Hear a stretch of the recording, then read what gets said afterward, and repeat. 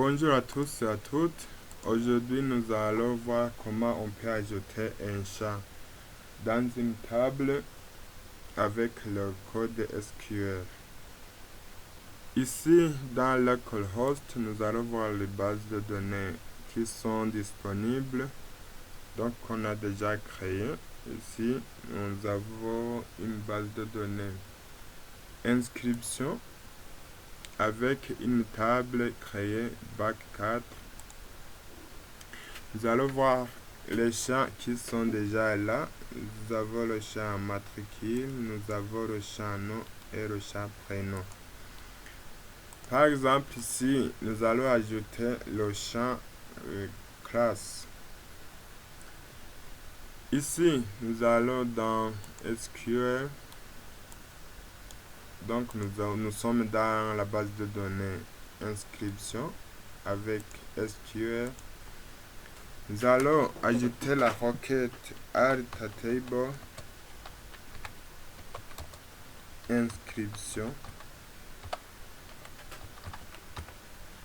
Donc, c'est modifier la table inscription. Nous allons ajouter add calling class. Ici, c'est le champ classe. Qu'est-ce que nous allons ajouter? Nous allons ajouter le type de données.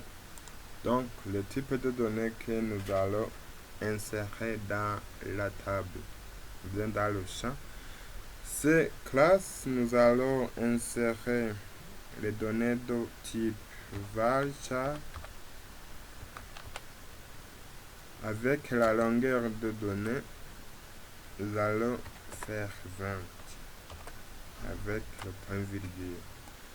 Donc, c'est modifier la table inscription. Nous allons ajouter la colonne classe de type varchar de longueur 20. Je vais exécuter ma requête. Vous voyez ici, ça me dit la table inscription doesn't exist. C'est-à-dire, je me suis trompé ici.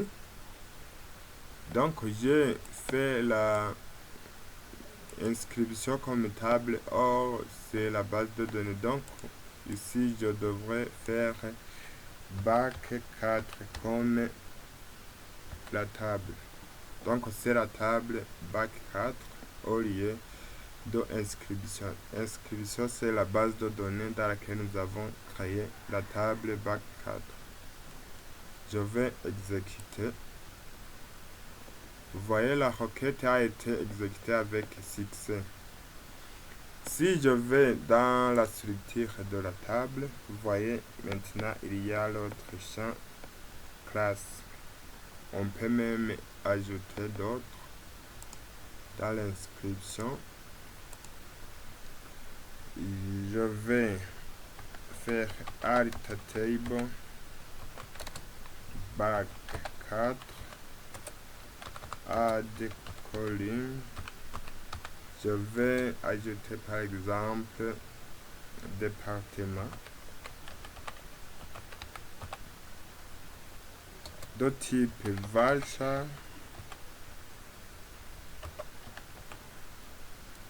de longueur 12. Je vais exécuter. Voilà, la requête est exécutée avec succès.